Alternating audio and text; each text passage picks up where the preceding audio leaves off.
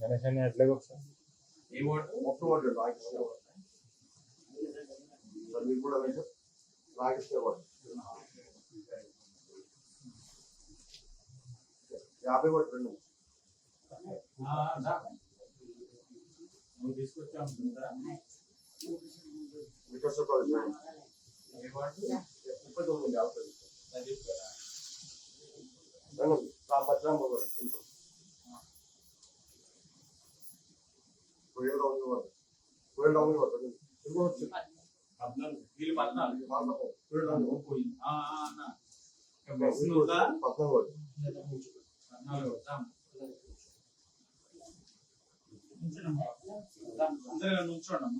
ఈరోజు రాజమహేంద్రవరం సిటీ నియోజకవర్గంలో Bhavani charitable trust ద్వారా కొంతమందికి ఆర్థికంగా సహకారం అందించడం జరుగుతా ఉంది.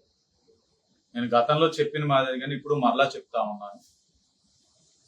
భవానీ చారిటబుల్ ట్రస్ట్ కార్యక్రమాలు ప్రతిపక్షంలో చేస్తానే వచ్చాం, అధికారంలో చేస్తూనే వచ్చాం, ఇప్పుడు కూడా కొనసాగిస్తూనే వచ్చాం. ఏదో ట్రస్ట్ ప్రారంభించారు, ఆరంభ సూరుల కింద ఏదో కొన్నాళ్ళు నడిపాం, తర్వాత ఆ ట్రస్ట్ వ్యవహారాలే మర్చిపోయామనే విధంగా నడపట్లేదు. అవకాశం ఒక విద్యకు గాని వైద్యానికి గాని లేకపోతే ఆర్థికంగా సతమతం అవుతున్న వారి అందరికీ కూడా మా వంతు ప్రోత్సాహం, మేమిచ్చే సహాయం వల్ల వాళ్ళ అన్ని సమస్యలు తీరిపోతాయని మాత్రం నేను ఇప్పుడు కూడా అనను. నేను ఇచ్చే సహాయం వారికి కష్టకాలంలో ఎంతో కొంత ఊరట కలిగితే చాలు అనే ఆలోచనతోటే నేను పనిచేస్తా ఉన్నాను. దీన్ని చూసి ఇంకొంతమంది దాతలు ముందుకొచ్చి ఇలాగా ఏదైతే సమస్యతో ఉన్న వాళ్ళని ఆదుకున్నట్లయితే సమాజంలోనే ఈ అసమానతలు తొలగిపోవడానికి అవకాశం ఉంటుంది.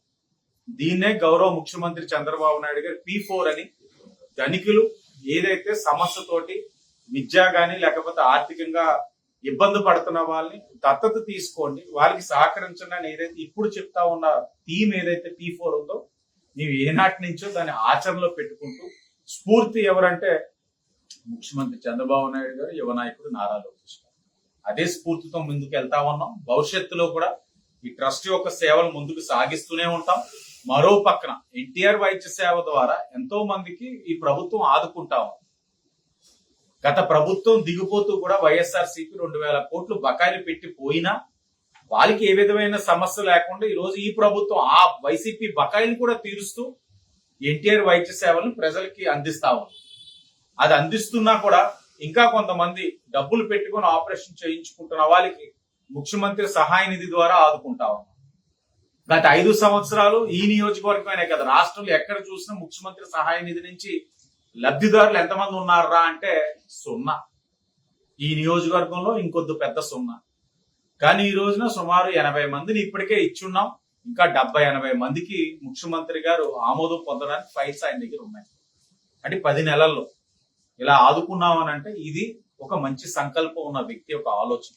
ఇది పేదవాడికి ఆదుకోవాలన్న ఆలోచన. ఇది ఒక ఆర్థికంగా ఏదైతే అసమానతలను తొలగించి అందరూ కూడా బాగుండాలని ఆలోచించే వ్యక్తి యొక్క నైజం.